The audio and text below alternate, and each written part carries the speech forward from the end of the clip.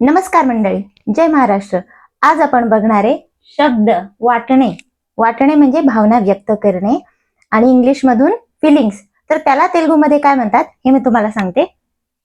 हे बघा, त्यासाठी आपल्याला शब्द आहे अनिपिस्तुंदी. अनिपिस्तुंदी. आता आपण मराठीतच बघा ना, किती रोजच्या वापरात किती वाटणे हा शब्द किती किती वापरतो. की मला असं वाटतंय, मी येणार आहे असं वाटतंय, तो येणार आहे असं वाटतंय, मला भूक लागली असं वाटतंय, मला ऑफिसला जावं असं नाही वाटत आहे. हे वाटणे शब्द आपल्या खूपच तोंडात असतो. तसंच तेलुगूमध्ये देखील आहे, तो म्हणजे अनिपिस्तुंदी. आता अनिपिस्तुंदी हा मी वाटत आहे साठी सांगितलंय, म्हणजे वर्तमान काळातला तो अनिपिस्तुंदी आहे. हा शब्द तुम्ही लक्षातच ठेवा, अनिपिस्तुंदी. आता वाटणे आपण दोन अर्थाने पण वापरतो मराठीमध्ये. वाटणे म्हणजे डिवाइड करणे किंवा सगळ्यांना वाटेने समान वाटा करा किंवा सगळ्यांमध्ये हे डिस्ट्रीब्यूट करा. त्याला पण आपण मराठीतून तोच शब्द आहे आपला, वाटणे. पण इथं वेगळा शब्द आहे, तो मी पुढे तुम्हाला सांगेनच. आधी आपण अनिपिस्तुंदी बद्दल बोलूया आणि नंतर डिस्ट्रीब्युशन बद्दल बोलूया. चला तर पहिलं वाक्य, मला असं वाटतंय. म्हणजे मला असं वाटतंय की तू येणार नाही, मला असं वाटतंय की मी आज नाही जेवणार, मला असं वाटतंय की मी आज नकोय झोपायला. तर हे वाटणे म्हणून सिंपल घेतले, मला असं वाटतं. मला म्हणजे नाकू. नाकू असं. असं म्हणजे अला आणि कसं म्हणजे येला. हे लक्षात ठेवा. असं वाटतं. वाटतं काय? अनिपिस्तुंदी. अनिपिस्तुंदी. मला असं वाटतं नाकू अला अनिपिस्तुंदी. हे झालं. तो येईल वाटतं. तो साठी शब्द असतो अतनु. अतनु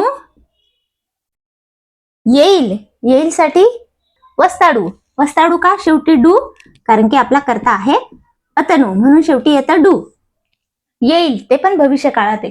वाटतं सेम शब्द अनिपिस्तुंदी. अनिपिस्तुंदी. मला वाटत आहे. तर मराठीतून मी हे थोडस वेगळं बनवलं तर तो येईल असं मला वाटत आहे. हे एकदम पुस्तकी भाषेत झालं. पण आपण कसं म्हणतो, असं मला वाटतंय किंवा असं मला वाटतं, म्हणून मी त्या बोली भाषेतच इथे लिहिलंय, आपला गोंधळ उडू नये म्हणून. मला असं वाटत नाही. आता नाहीसाठी, वाटत नाहीसाठी एक शब्द आहे. मला नाकू असं वाटत नाही. असं साठी अला वाटत नाही. आणि पिंचदू. आणि पिंचदू. जसं की माहित नाहीला कसं म्हणतो आपण, तेलियदू. तसंच हे वाटत नाही आणि पिंचदू, शेवटी दू लावायचं. मला भीती वाटते किंवा मला भीती वाटत आहे. मला पुन्हा नाकू. भीतीसाठी शब्द आहे आपल्या ओळखीचा भयम. वाटते सेम आणि पिस्तुंदी.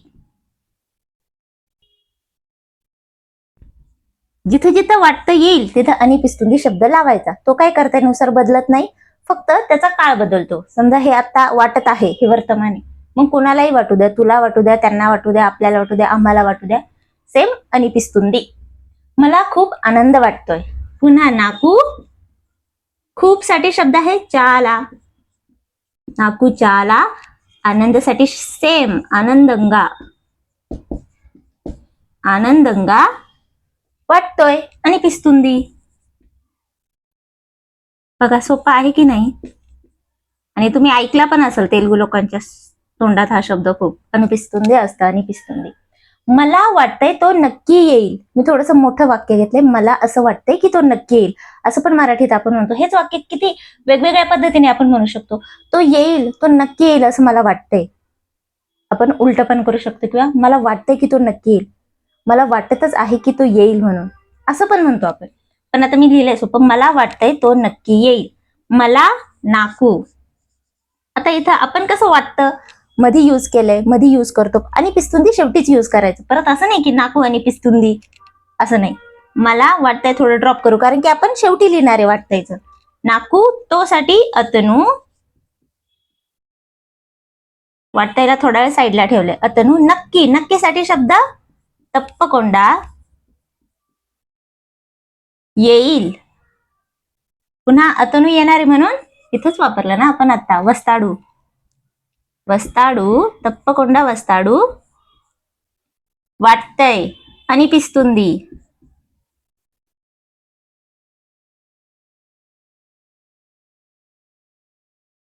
मला आणि पिस्तुंदी असं वाटतंय. नाकू अतनु तप्पकोंडा वस्ताडू आणि पिस्तुंदी. आता पुढचं वाक्य, ती रडते असं वाटतंय. ती, आता मी इथे एक वेगळी टर्म तुम्हाला सांगणार आहे. आमे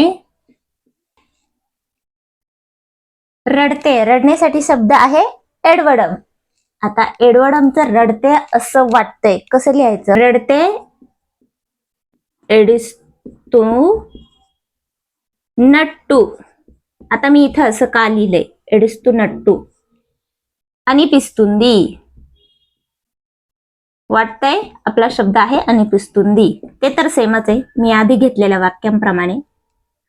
पण आता इकडे लक्षात घ्या की तेलुगूमध्ये बोलताना मी आता हा जो मराठी वाक्य लिहिले, ती रडते असं वाटते, ती रडल्यासारखी वाटते, ती रडते, रडत असल्यासारखी वाटते असं पण म्हणतो ना आपण.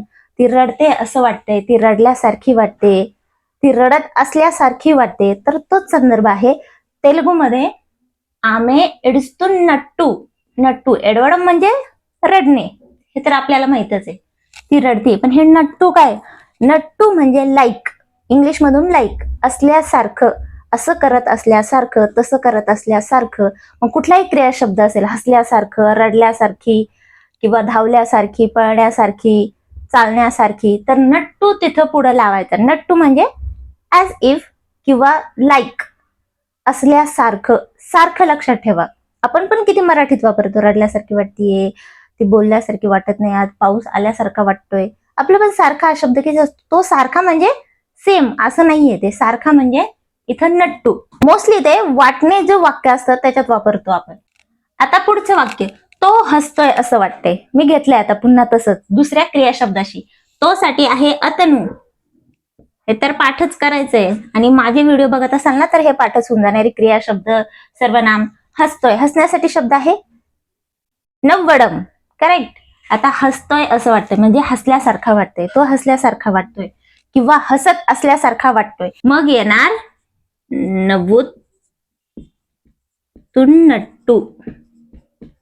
नव्वडमचं झालं नवत्तू आणि हे पुढे नट्टू म्हणजे रडत असल्यासारखा, सॉरी हसत असल्यासारखा वाटतोय आणि पिस्तुंदी. इथं नवीन टर्म आपण शिकलोय ते म्हणजे नट्टू. नवत्तुन्नट्टू आणि पिस्तुंदी. आता हे नव्वडमचं नवस्तू नाही झालं ना, एडवडमचं झालं एडस्तू. हे मी मागच्या व्हिडिओमध्ये सांगितलंच आहे तुम्हाला कसं. इवडमचं इच्चाडू होतं, च कसा आहे तो वच च होतं, तर त्याच्यातलंच हे हसण्याचं होत नाही, च होत नाही. तो जेवतोय वाटतं. अतनु, आपण मित्राच्या घरी गेलो किंवा काय, तो जेवतोय असं वाटतं, थोड्या वेळ थांबूयात आपण असं म्हणतो ना, तर तो जेवतोय वाटतो म्हणजे जेवत असल्यासारखा वाटतो. आपल्याला हे फक्त वाटतंय, ते पक्का माहित नाही. तो जेवत असल्यासारखा वाटतो म्हणजे सेम नट्टू यूज करणार आहे आपण. जेवण्यासाठी आपलं क्रियापद आहे तिन्नडम, म्हणजे काय येणार? टिंटू. हे नट्टू. अतनु तिंटू नट्टू वाटतोय आणि पिस्तुंदी.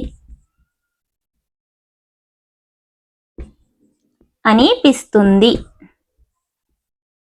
अतनु तिंटून नट्टू आणि पिस्तुंदी. पुढचं, मला भूक लागली असं वाटतंय. आता हे सुद्धा मराठीत कसं येणार? मला भूक लागल्यासारखं वाटतंय. आपण भूक आली तर नाही म्हणत, पण भूक लागली असं वाटतंय. आता हे सुद्धा मी लागली लिहिले. लागली काय पुस्तकी भाषा नाहीये, ती बोली भाषा. मला भूक लागली असं वाटतंय, मला भूक असल्यासारखं वाटतंय. तर त्याच्यासाठी पुन्हा आपण नट्टू वापरणार आहे. मला. नाकू. भूक साठी शब्द आहे आकली. लागलीये वेसिन्नट्टू. लागण्यासाठी शब्द आहे तो वेसिन्नट्टू. आकली, वेसिन्नट्टू आणि पिस्तुंदी.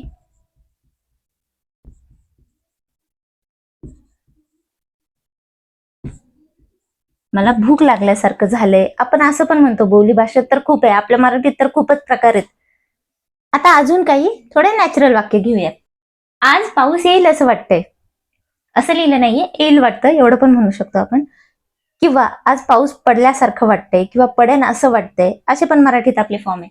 तर चला करूयात हे ट्रान्सलेट. आज म्हणजे ई रोजू. पाऊसला काय म्हणतात? सोपा आहे, वर्षम. आपल्या मराठीतही शब्द आहेच हा, वर्षम. पाऊस येईल वाटतंय, येईल येण्यासारखा वाटतो. आपण हे पण म्हणतो पाऊस आज येण्यासारखा आहे.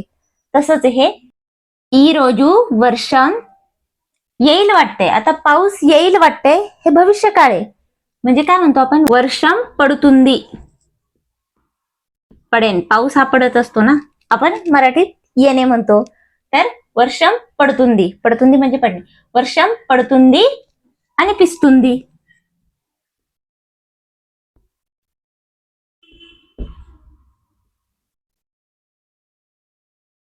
मला झोप येते असं वाटतंय. मला, नाकू. झोपसाठी शब्द आहे निद्रा. आपण आपल्या ओळखीचा शब्द आहे, मराठीतला शब्द आहे. येते असं वाटतंय, येते, झोप येते. वस्तू नट्टू, इथं वापरले आपण नट्टू. निद्रा, वस्तू नट्टू आणि पिस्तुंदी.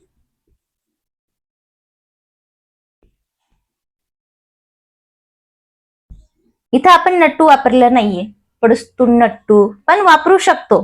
पण मी वेगळ्या फॉर्म मध्ये लिहिलंय, जस्ट थोडंसं आपल्याला वेगवेगळ्या व्हरायटीतले वाक्य बघायला मिळाल म्हणून. पण तुम्ही वापरू शकता इथं देखील. नाकू, निद्रा, वस्तू नट्टू आणि पिस्तुंदी. तो खेळतोय वाटतं. तो अतनू, खेळण्यासाठी शब्द माहितच आहे तुम्हाला. आडुतू नट्टू, पुन्हा इथं नट्टू, तो खेळत असल्यासारखा वाटतोय. आणि पिस्तुंदी.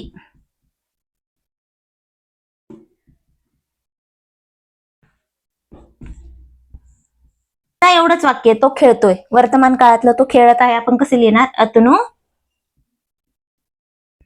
आडुतुन्नाडू, बरोबर. शेवटी डू येतं आणि हे वर्तमान काळ आहे. मग आपण असं नाही का लिहू शकत, तो खेळतोय, अतनू आडुतुन्नाडू आणि पिस्तुंदी म्हणू शकतो, असंही म्हणू शकतो.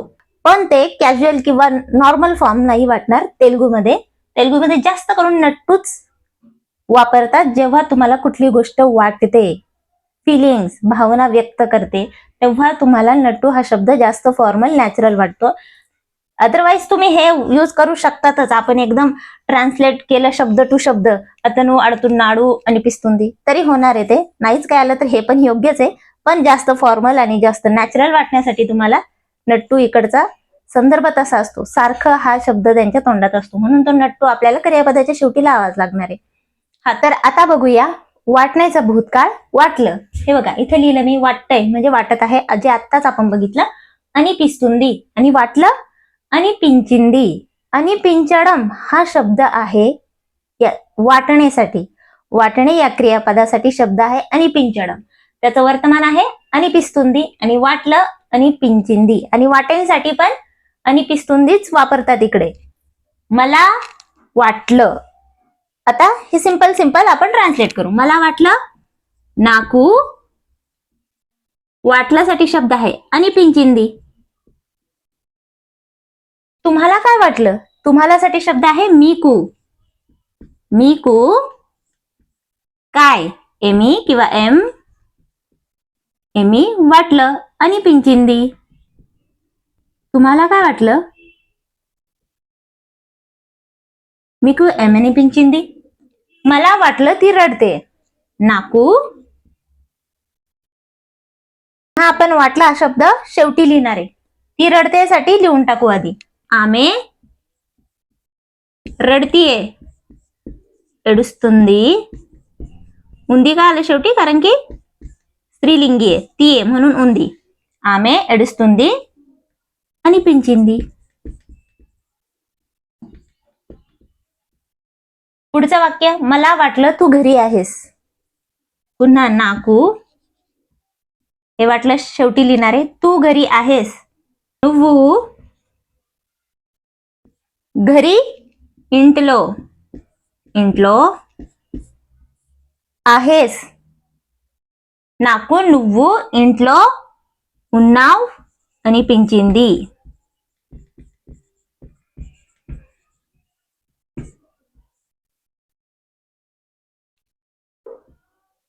मला वाटलं तो रागावला आहे. నాకు पुन्हा हे वाटलं शेवटी लिहिणार आहे. तो रागावला आहे. अतनु रागावण्यासाठी शब्द आहे कोपंगा. आपल्या मराठीत देखील शब्द आहे राग. समानार्थी शब्दामध्ये आपण शिकलोच आहे राग, द्वेष, कोप. तर तोच कोप इथं आहे. कोपंगा आहे उन्नाडू. शेवटी डू आलं कारण की तो आहे ना आपला करता अतनु, म्हणून डू. आणि वाटलं आणि पिंचिंदी.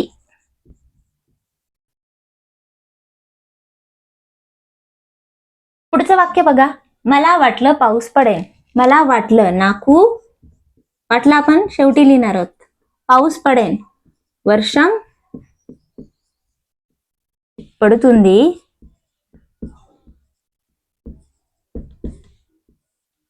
आणि पिंचिंदी.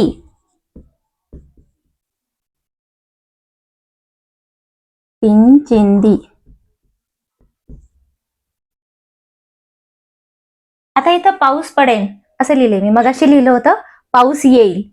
तर दोन्ही पण आपण वापरतो मराठीत. तर तसं याचं इकडे एकच आहे पडतुंदी. वर्षम पडतुंदी. मला वाटलं तो झोपलाय. मला वाटलं पुन्हा नाकू वाटलं आपण शेवटी लिहू. तो अतनु झोपला आहे. निद्र पोतुन्नाडू.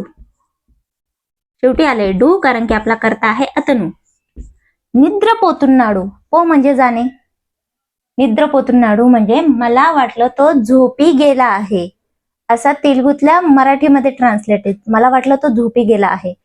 आणि पण मी इथं काय लिहिले मला वाटलं तो झोपला आहे. मराठीत आपण दोन्ही पण म्हणू शकतो. अतनु निद्र पोतुन्नाडू वाटलं आणि पिंचिंदी.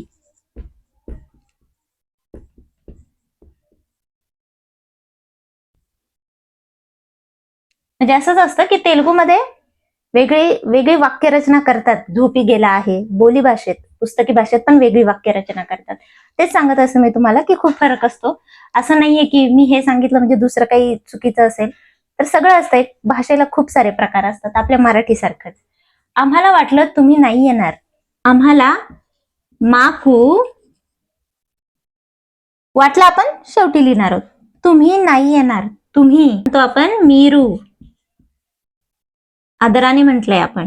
माकू मीरू नाही येणार. रा रू. आता शेवटी रू लावले कारण की इथं रू आहे. आपला करता मीरू आहे.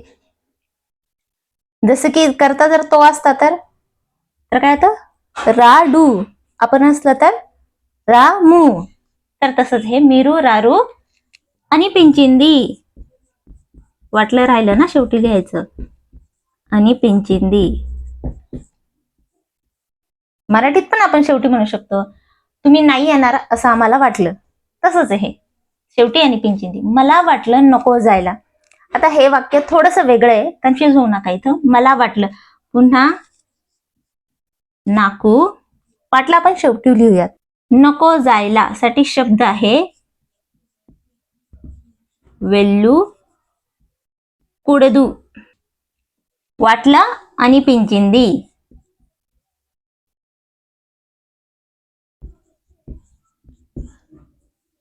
आता इथं वाक्य काय. मला वाटलं नको जायला.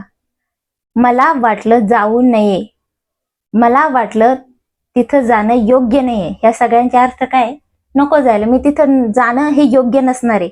अशा संदर्भाने जेव्हा आपण तेलुगूमध्ये वाक्य म्हणतो की जाऊ नये, येऊ नये, खाऊ नये, बघू नये, नकोय, खायला नकोय, झोपायला नकोय, म्हणजे हे आपण नको म्हणजे वद्दू नाहीये. हे नये. नयेसाठी आहे. आपण तेव्हा क्रियापदाच्या शेवटी लावायचे कुडदू. येऊ नये रा कुडदू. खाऊ नये तीन कुडदू. सांगू नये चेप्प कुडदू. तर असं शेवटी कुडदू लावायचं जेव्हा अलाउड नाहीये किंवा जायला नकोय, हे जाणं योग्य नाहीये, हे करणं योग्य नाहीये असं जेव्हा आपला संदर्भ असतो तेव्हा लावायचे कुडदू. म्हणजे इथं मी म्हटलंय मला वाटलं नको जायला. कुठल्या ठिकाणी जर जायचंय, मला वाटलं तिथं जाणं योग्य नाही, मला वाटलं तिथं जाऊ नये म्हणजेच कुडदू. तर आता पुढचा टॉपिक आपण बघणार आहे वाटणे. खरं तर मला हे याच्यात कव्हर नव्हतं करायचं. वाटणे म्हणजे शेअर, डिस्ट्रीब्यूट. मी तुम्हाला व्हिडिओच्या आधीच सांगितलं, म्हणून इथं कव्हर करतेय. तर वाटणेसाठी तेलुगू शब्द आहे पंचडम. अगदी 4-5च वाक्य घेणार आहे. फक्त ते वाटणे आपल्या मराठीत सेम आहे म्हणून मी याच्यात घेते येते. तो चॉकलेट वाटतो. अतनु वाटतो, वाटत आहे, एकच येतं. चॉकलेट वाटतो. पंचडम पंचतुन्नाडू. शेवटी आलं डू, कारण की आपला करता आहे डू. तिने मिठाई वाटली. आमे मिठाईला तर स्वीट्सच म्हणतात. स्वीट्स वाटली. पंचिंदी. शेवटी आलं इंदी, कारण की आपला कर्ता आहे स्त्रीलिंगी. आपण सर्वांना फळं वाटूया. मनमू सर्वांना. अंदरकी फळं. फळं पंडलू. पंडलू नाही हा, पंडलू त्याचा उच्चार होतो. पंडलू. वाटूया. पंचू दामू. शेवटी आलं मू, कारण की करता आहे मनमू. त्यांनी प्रसाद वाटला. वाल्लू. प्रसादसाठी शब्द आहे प्रसादम. वाटला. पंचारू. शेवटी आले रू, कारण की करता आपला आहे वाल्लू. सर्वांना समान वाटा, जे काही असेल ते. अंदरकी. अंदरकी समान. मानंगा. सेमच आहे मराठीत तेलुगूमध्ये. वाटा पंचंडी. बहुवचनी आहे ना, शेवटी अंडी लागणार. पंचंडी. तर हे आहेत डिस्ट्रीब्युशन म्हणजे शेअर, वाटणे साठी काही 5च वाक्य घेतले मी, फक्त तुमचं ते कन्फ्युजन होणे म्हणून, नाहीतर हा टॉपिक जरा वेगळाच आहे. तर व्हिडिओ तुम्हाला आवडला असेल तर लाईक करा, शेअर करा आणि प्लीज प्लीज प्लीज चॅनलला सबस्क्राईब करा. आणि हो, तुम्हाला प्रत्येक टॉपिकच्या PDF पाहिजे असेल तर मला कमेंट करून नक्की सांगा, किंवा तुम्ही इंस्टाग्रामवर पण DMs करू शकता मला. धन्यवाद.